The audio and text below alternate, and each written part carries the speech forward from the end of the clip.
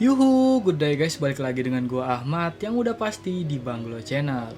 Nah, jadi pada video sebelumnya kan gua baru aja tuh nge-review keyboard Gamen Titan Pro yang baru aja dirilis sama Gamen. Dan seperti biasa, keyboard-keyboard yang masuk di channel Banglo tuh nggak lengkap dong kalau kita nggak modding keyboardnya. Apalagi keyboardnya dari Gamen. Jadi ya udah hari ini gua mutusin buat modding keyboard ini. Dan rencananya gue juga bakal mau nge-repaint keyboard ini biar jadi lebih cakep aja buat dilihat. Dan sekaligus biar senada aja sama keycaps yang gue beli. Dan oke, langsung aja tanpa berlama-lama kita langsung ke videonya. Eits, tapi sebelum itu ayo dong di subscribe dulu channel ini biar channel ini juga semakin berkembang lagi. Dan pastiin kalian nonton video ini sampai habis dan jangan di skip, oke? Nah, yang pertama-tama kita bongkar dulu dong keyboardnya. Dan cara untuk membongkar keyboard ini tuh cukup mudah. Kalian tinggal buka aja baut yang ada di bawah case-nya sebanyak 8 biji. Dan kalau udah kalian tinggal buka knopnya terus angkat top case-nya. Nah, kalau udah kalian jangan langsung lepas dulu PCB-nya karena kalian harus lepasin dulu kabel daughter board-nya dari PCB-nya. Kalau udah kebuka, baru deh kalian bisa angkat PCB-nya. Selanjutnya karena proses repaint itu proses yang paling lama buat dikerjain, akhirnya gue mutusin buat nge-repaint dulu aja. Jadi pertama yang gue lakuin adalah ngebongkar dulu nih peritilan-peritilan kecil yang ada di bottom case-nya, seperti daughter board, rubber feet, adjustable feet, dan stiker yang ada di bottom case-nya. Selanjutnya kita masuk ke proses pertama buat nge-repaint, yaitu pengamplasan. Nah, di sini gue menggunakan amplas nomor 360, tapi kalian juga bisa menggunakan nomor 400, itu sebenarnya terserah kalian, asal jangan pakai yang terlalu kasar aja amplasnya. Kalian bisa gosok pelan-pelan aja, nggak perlu terlalu ditekan buat ngamplasnya. Yang jelas pastiin aja semua bagian yang pengen kalian repaint itu kena amplas.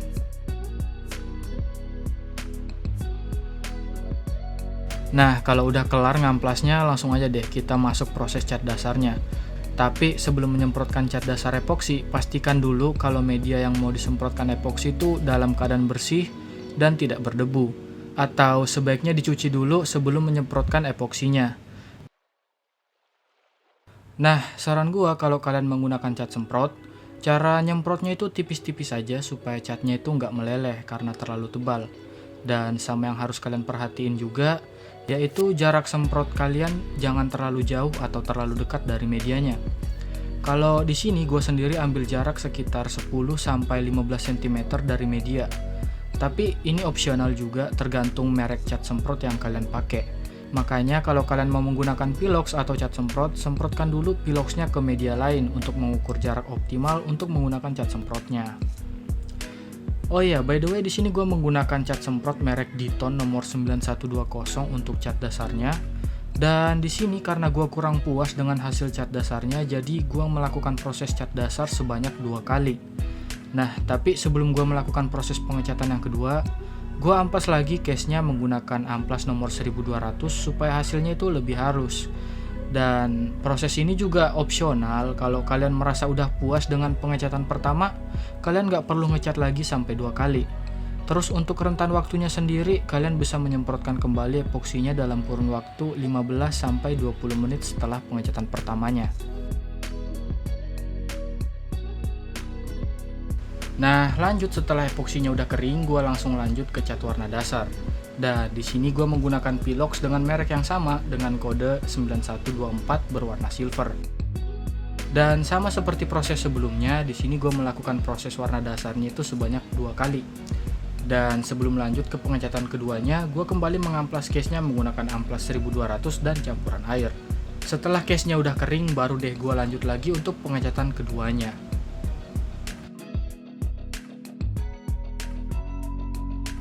Nah, kalau udah sebelum masuk ke warna utama, sebaiknya tunggu dulu sekitar 4-7 jaman, supaya warna dasarnya itu benar-benar kering. Dan karena waktu gue ngerjain pengecatan keduanya tuh pas maghrib, jadinya gue mutusin buat ngelanjutinnya besok aja.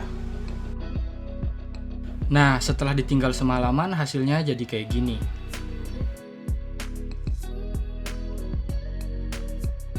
Dan selanjutnya gue bakal masuk ke warna utamanya. Nah, warna yang mau gue pakai untuk warna utamanya adalah Stylish Blue Matte dengan kode warna H2983. Nah, sama seperti proses-proses sebelumnya, gue juga melakukan proses ini tuh sebanyak 2 kali. Dan pengamplasan di setiap prosesnya selesai. Dan terakhir tinggal gue jemur aja selama kurang lebih 4-5 jaman dan proses repaintnya pun selesai.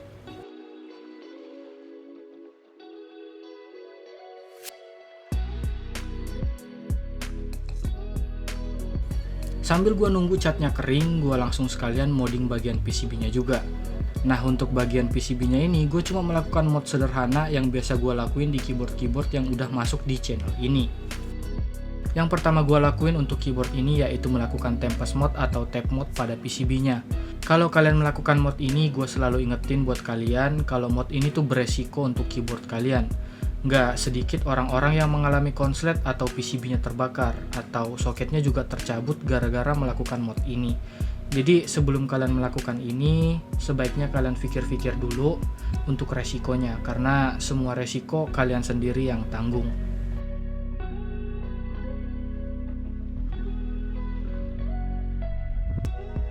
Nah, kalau udah dari tempest mode, selanjutnya gue mau lakuin tuning ulang untuk stabilizernya. Untuk stepnya sendiri, di sini gue lakuin clipping untuk kaki-kaki stemnya yang gak rata. Habis itu gue amplas supaya bekas potongannya jadi lebih halus.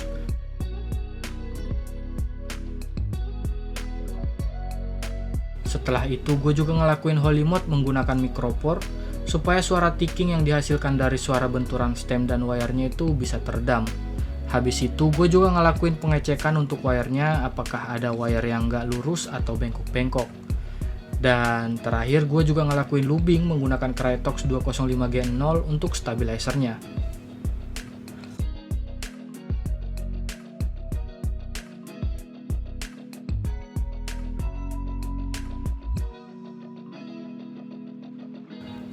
Sebelum gue pasang stabilizernya, gue juga ngelakuin bend add mode yang gue pasangin di dudukan stemnya untuk mengurangi wobble dari stabilizernya. Setelah itu baru deh gue pasang stabilizernya.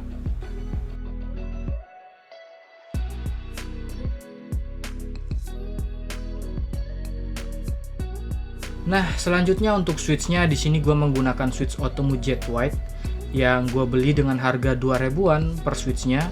Alasan gue pakai switch ini adalah ya karena murah, dan kedua alasannya karena penasaran. Karena gue dengar-dengar dari ulasan orang lain itu kalau switch ini tuh enak dan suaranya juga toki banget. Dan akhirnya gue mutusin buat cobain switch ini sendiri. Dan gue juga sengaja nggak ngelup switch ini karena gue mau cobain feel original dari switch ini. Dan surprisingly gue suka sama switch ini. Menurut gue switch ini bisa jadi opsi yang bagus untuk switch low budget. Dengan harga 2 ribuan, kalian udah bisa ngerasain switch dengan feel linear yang smooth banget. Dan selain itu switch ini juga menggunakan long spring, jadi kalian bisa ngerasain feel yang nendang-nendang dikit gitu dari springnya. Dan juga switch ini udah long pole. Dan selain itu, untuk suaranya switch ini bisa dibilang toki sih. Tapi sayangnya pas gue lagi pasangin switch ini ternyata gue baru sadar kalau switch yang gue beli ternyata kurang satu. Jadi ya udah, gue pakai aja switch bawaan dari keyboard ini, ya mau gimana lagi ya kan. Nah, lanjut untuk keycapsnya, di sini gue pakai dari merek Mistel yang warnanya itu blue and yellow. Keycaps ini bahannya PBT double shot dan bisa dibilang tebal juga. Keycaps ini pakai profile OEM, jadinya aman untuk dipasang di keyboard yang pakai north facing PCB. Dan yang paling penting, keycaps ini tuh murah. Gue beli di e-commerce tuh harganya cuma 236.000 aja. Nanti gue bakal pasang link pembeliannya di deskripsi.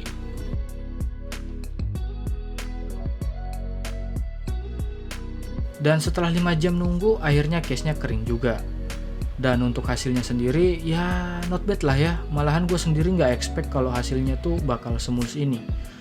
Menurut kalian gimana hasilnya? Bagus nggak? Cantumin jawaban kalian di kolom komentar ya. Nah, selanjutnya karena case-nya udah kering, kita langsung aja dong ngerakit kembali keyboard ini. Mulai dari dokter boardnya, rubber fitnya, adjustable fitnya, dan juga stikernya kita pasang kembali seperti semula.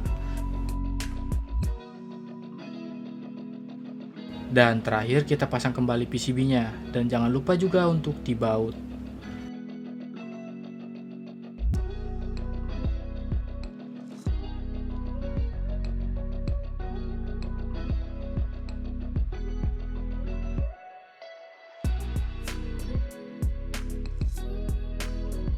Oh iya, gue juga habis repaint ulang knobnya yang sebelumnya warna hijau jadi warna silver, dan hasilnya cakep juga ternyata. Seolah jadi pemanis di antara warna lain gitu, dan ya not bad lah, cakep malahan.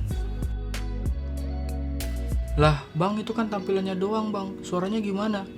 Yoi, sabar, sabar. Sekarang gua ngasih kalian nih typing test dari keyboard ini.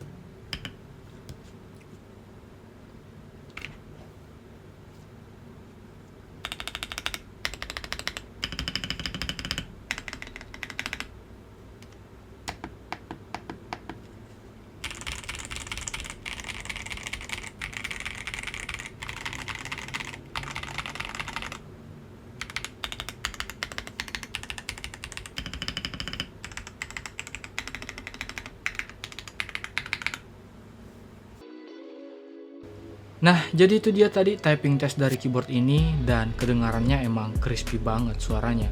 Dan gue juga suka. Terus juga kalian dengar sendiri sudah nggak ada suara-suara aneh yang keluar dari stabilizernya. Jadi bisa disimpulkan kalau tuningan stabilizer gue di keyboard ini tuh udah berhasil. Dan menurut kalian gimana? Jawabnya di kolom komentar aja ya. Nah, terus yang terakhir, gue puas banget sih. Setelah sekian lama gue nggak modding, dan gue masih berhasil dengan moddingan gue kali ini di keyboard ini. Dan gue bisa capai apa yang gue incar dari keyboard ini. Rasanya tuh puas banget guys. So, thanks buat kalian yang bersedia nonton video ini hingga akhir. Cantumin komentar kalian soal keyboard ini di kolom komentar. Jangan lupa like dan subscribe gue juga, supaya channel ini juga bisa lebih berkembang lagi. Dan jangan lupa follow akun-akun sosmed gue juga, karena biasanya gue ngadain live streaming di platform lain. Jadi kalau kalian pengen tahu kesibukan gue atau nanya-nanya, silahkan follow akun Instagram gue atau TikTok gue. Linknya nanti gue taruh di deskripsi.